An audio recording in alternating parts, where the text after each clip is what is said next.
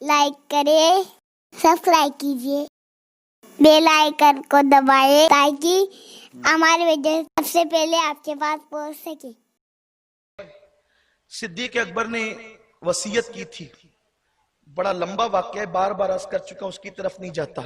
یہ واقعہ الخصائص الکبریٰ میں امام سیوطی نے لکھا ہے۔ میں یہاں پر اپنے جوانوں کو یہ بھی پیغام دینا چاہتا ہوں، اگر کوئی صحابہ سے محبت کرتا ہے تو اس کو چاہیے جو عقیدہ صحابہ ہے کہ وہ بھی تو اختیار کرے۔ محرم شریف پہ امام حسین کے اور علی مرتضیٰ کے مقابلے میں صدیق کو لا کے کھڑا نہ کریں، ان کا جو عقیدہ ہے وہ بھی تو۔ یہ جو انگوٹھا چومتے ہیں نا سنی، یہ کسی مولوی کو دیکھ کر نہیں چومتے، یہ ابو بکر صدیق کو دیکھ کر چومتے ہیں۔ مسلک صدیق پر ہم ہے، اور یہ صدیق کو کس نے سکھایا؟ جو لوگ مذاق اڑاتے ہیں میں ان سے اللہ کا واسطہ دے کے کہتا ہوں، حدیث پڑھو، حدیثوں کی کتاب پڑھو اور دیکھو، اس کا مذاق مت اڑاؤ۔ آپ صحابہ کی عظمت کی بات کرتے ہیں، آپ تو انہیں ذلیل کر رہے ہیں، ان کا مذاق اڑا رہے ہیں۔ یہ نام محمد پر پہلی مرتبہ انگوٹھا چومنے والا صحابہ میں صدیق اکبر ہے، اور حضور نے ان کو دیکھ کے مسکرایا تھا۔ میرا ایمان ہے آج بھی حضور ان کو دیکھ کے مسکراتے ہیں جو نام محمد پہ انگوٹھا چومتے ہیں۔ اگر آقا کی مسکراہٹیں چاہیے تو ذرا یہ بھی کر لیا کرو۔ یہ فرض نہیں ہے، یہ واجب نہیں ہے، یہ مستحب عمل ہے۔ لیکن یہ عرض کرنا چاہتا ہوں، فتاوی دارالعلوم دیوبند کئی جلدوں میں چھپا ہے، اس میں بھی میں نے پڑھا ہے کہ انہوں نے لکھا ہے کہ انگوٹھا چومنا مستحب ہے، اور بھی کتابوں کے اندر ہے، لیکن اس فرض نہیں ہے۔ ہر چیز فرض نہیں ہوتی، یعنی ضروری نہیں ہوتی، مگر غیر ضروری بھی نہیں ہوتی۔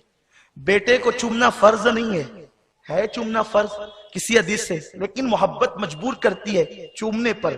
تو جب بیٹے کو چومنے پہ محبت مجبور کرے تو نام محمد کو چومنے پر ہمیں ہمارا عشق مجبور کرتا ہے۔ لب پہ آ جاتا ہے جب نام جناب، منہ میں گھل جاتا ہے شہد نایاب، وجد میں ہو گیا میں جاں بیتاب، اپنے لب چوم لیا کرتے ہیں۔ بات دوسری طرف نہ جائے، چونکہ صدیق اکبر سے متعلق عرض کر رہا ہوں۔ اذان ہو رہی تھی، بلال با کمال اذان دے رہے تھے، سرکار بیٹھے ہوئے تھے، صدیق قدموں میں تھے پہلو میں۔ جب نام محمد آیا تو ابو بکر نے انگوٹھا چوم کر آنکھوں سے لگایا، آقا نے مسکرایا، اذان مکمل ہوئی تو سرکار نے فرمایا، اے میرے صحابہ، میرے ابو بکر نے کون سا نیا کام کیا تم نے دیکھا؟ البدیع، یہ نئے پر عربی میں بدیع نئے کے معنی میں آتے ہیں۔ جو لوگ عربی سے تھوڑا بہت شغف رکھتے ہیں، ہم لوگ تو بہت زیادہ جاننے والے نہیں ہیں، لیکن آپ کو بتا رہے ہیں، اللہ قرآن میں فرماتا ہے بدیع السماوات والارض، نیا آسمان کا اور زمین کا بنانے والا۔ یہ بدیع کا ترجمہ نیا کیا ہے جو ترجمہ کرنے والوں نے، تو حضور نے کہا کہ یہ اسی بدیع سے بنا ہے البدع، نیا کام۔ تو سرکار نے اس دن فرمایا کہ ابو بکر نے جو نیا کام کیا، یعنی نیا کام مطلب جو پہلے نہ ہوا ہو، جو پہلے نہ ہوا ہو اس کو کوئی کرے تو اس کو کہتے ہیں نیا کام۔ جو پہلے ہو چکا وہ نیا نہیں ہوتا، پھر وہ نقل ہوتی ہے۔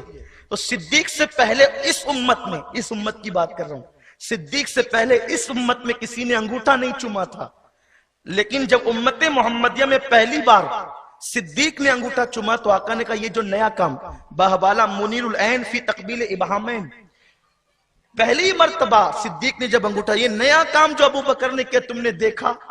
اب بتاؤ جو نیا کام کرے اس کو کیا کہتے ہیں؟ بدعتی تو کہتے ہیں۔ کلو بدعت دلالہ وکلو دلالت فی النار، ہر بدعت گمراہی ہے اور گمراہی جہنم میں لے جائے گی۔ تو جس ابو بکر کا ذکر کرنے بیٹھے رسول پاک ان کو دیکھ کے مسکرا رہے ہیں۔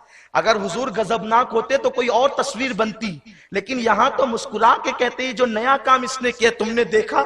صحابہ کہتے ہیں جی دیکھا یا رسول اللہ۔ فرمایا اذان میں میرا نام سن کر جو یہ کام کرے گا میں محمد ضمانت دیتا ہوں کہ میں اس کو اپنے ساتھ جنت میں لے جاؤں گا۔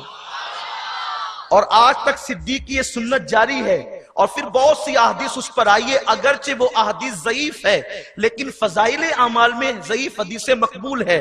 اب آپ مجھے بتائیں، تو جب نیا کام ابو بکر نے کہا وہ کسی حدیث میں تو تھا نہیں، حضور نے تائید کی، تو پھر کون سا نیا کام بدعت ہے اور وہ گمراہی، اور وہ گمراہی جہنم میں لے جائے گی؟ تو مختصر، جو رسول پاک کے کہ سنت کے مخالفت میں جو نیا کام کیا جائے وہ جہنم میں لے جائے گی، اور جو نیا کام حضور علیہ السلام کی سنت کے خلاف نہ ہو، اس کی تائید سنتوں میں ملتی ہو، تو وہ بدعت جہنم میں نہیں لے جائے گی، بلکہ وہ بدعت ہے ہی نہیں، وہ نیا کام سنت مبارکہ کی روشنی میں۔ کمنٹ شیئر ضرور کریے۔